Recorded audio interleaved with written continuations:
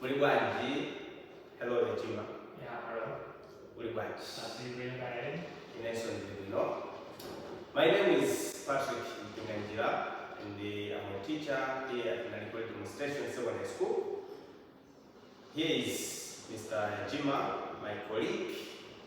So I'm teaching him Chichewa on a basic level, and join us as we learn Chichewa together. Chichewa is spoken by most people here in Malawi, and we are here in Lilongwe City. So today I want to teach Yajima and those of you who are watching us how to construct simple sentences in Chichewa. First of all, Chichewa is said to be SVO language. By SVO, we mean to say that when we want to make a sentence, we use this pattern: subject, verb, object. The subject is the doer or something that does an action in the sentence, and you can use a noun or a pronoun. A word that stands for the noun is known as a pronoun, and we also have the second word must be a verb, and followed by an object which can either be a noun or a pronoun. Now, on the pronouns, Chichewa has so many pronouns that can be used as subject, and the same pronouns, for example, the personal pronouns, they are also used as objects. But on the objects, you can use either a pronoun or a noun. Now, I should refer you to this first chart, where we have the subject, verb, object. So we want to come up with a sentence, and this sentence should have a verb with a present continuous tense.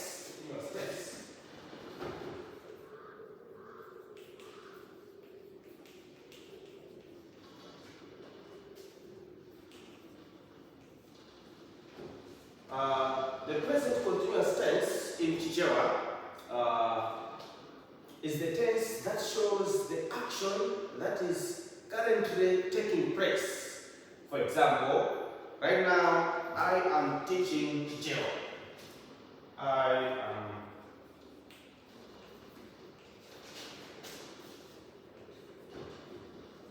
teaching Chichewa. So in Chichewa, to express this sentence, I can say ine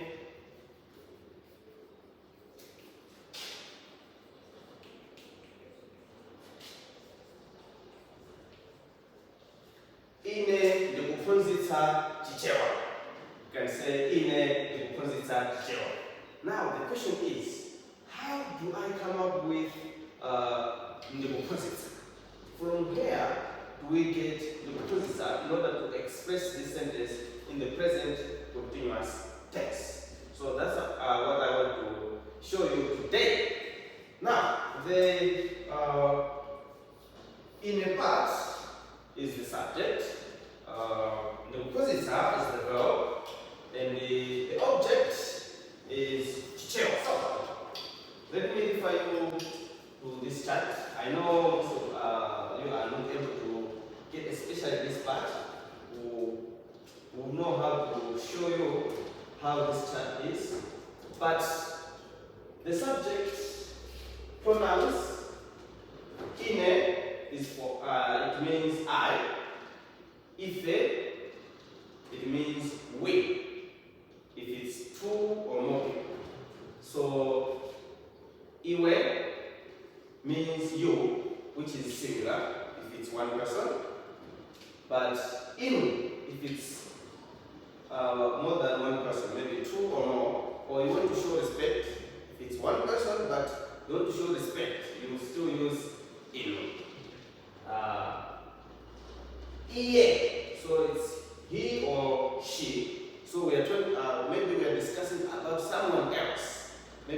outside, so we can say he or she. So when we are saying he or she, we say iye or iwo if it's more people. Or we want to show respect, it's the same one person, maybe another teacher, we can say iwo in Chichewa. So all these can be used as subjects. Now, the most tricky part about Chichewa is the verb. Chichewa verbs have, okay, can I this one? All right.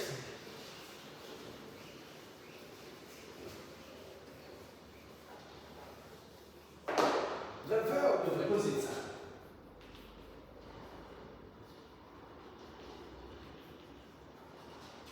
This verb is made up of some smaller parts that have meaning on their own. For example, it is made up of today, it is also made up of ko, and it is also made up of rosetta. Now, this is the basic form of the verb that means teach. Teach. In Chichewa, Kunzita is what we call the stem or the base of the verb. It gives us the meaning of teach. Now,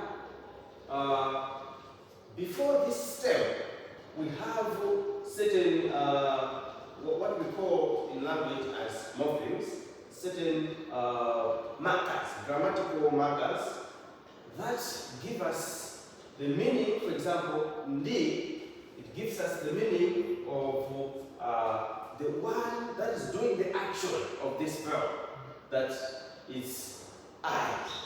So this one is the subject marker. And then we have who, in this case, it's giving us an impression that this action is being done in the present, but on a continuous basis. It's still going on. So it's a present continuous tense. Now, Kunzita is the stem.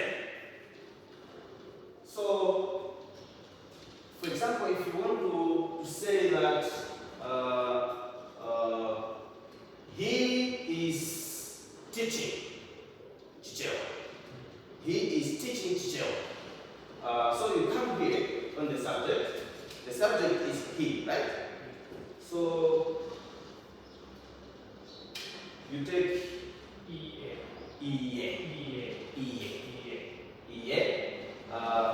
So iye.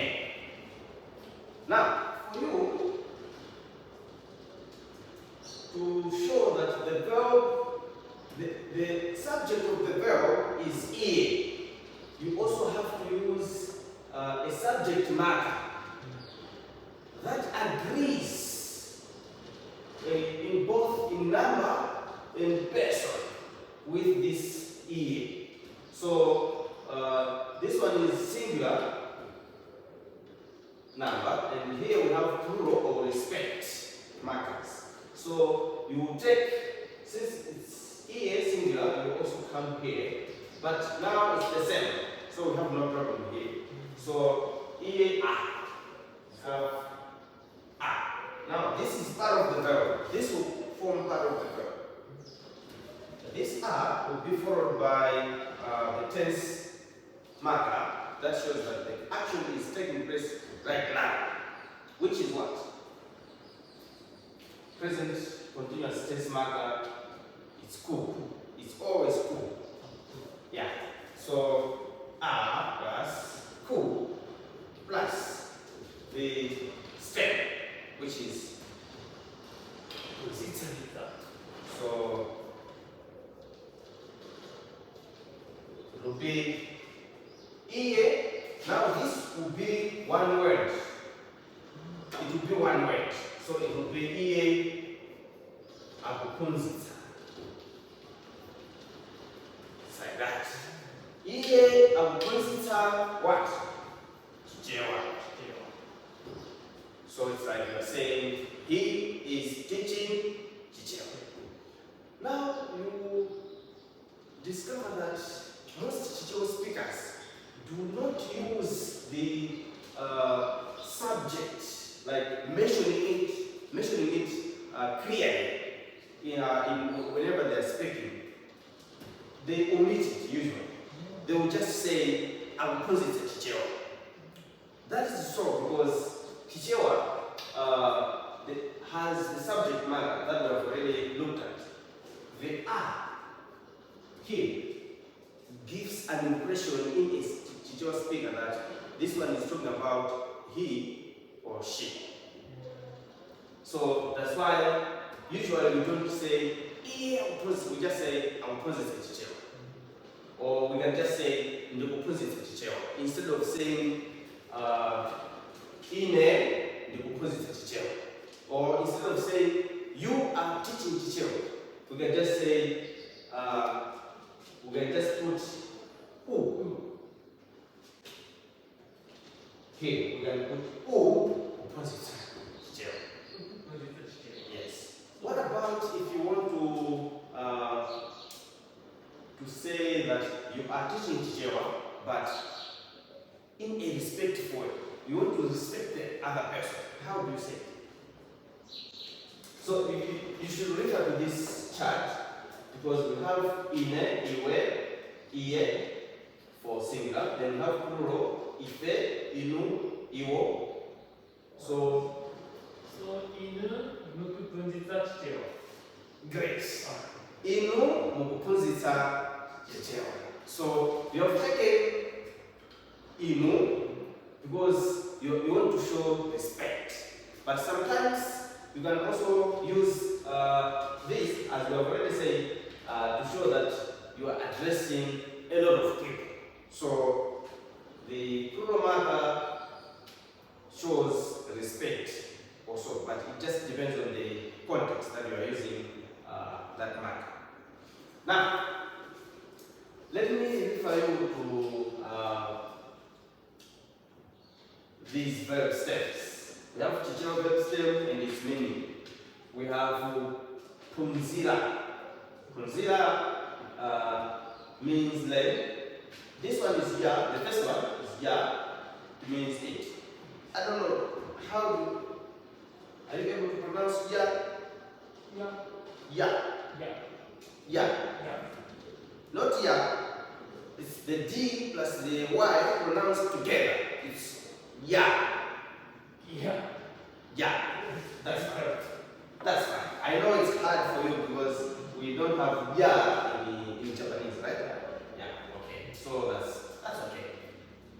So punzila len, gula means by, lemba means right, jambula means draw, and the pika means cook. So, I want us to come up with a sentence, and this sentence,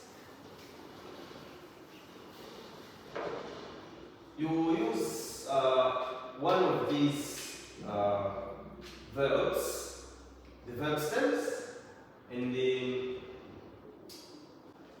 you take one of the nouns as object. For example, we have chicken, meaning koko. So chicken in Chichewa is a koko. Speaking Chichewa in English, in Chichewa is uyankula Chichewa. Uyankula. Yes. So fish in English, but in Chichewa means nsoma. Yes.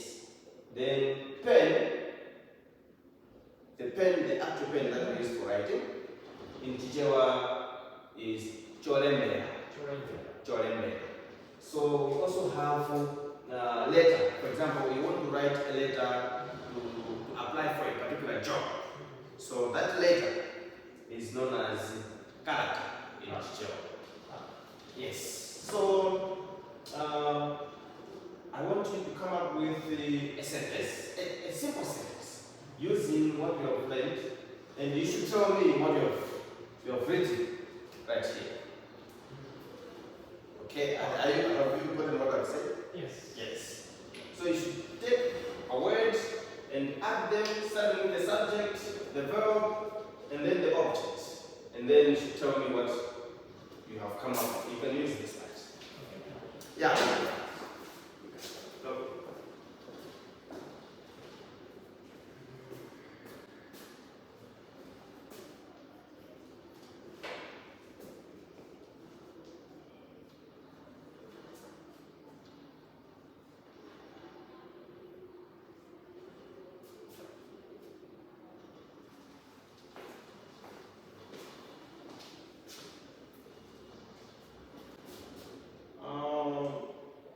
The spelling for yes. H. H. There should be an H. Ine. Nigura. Nku. Ine Nikukula Cook. I'm buying chicken. Yes, very good. That's so wonderful. I am buying a chicken. So a chicken is cooked. We don't have the actual Chichewa words for air or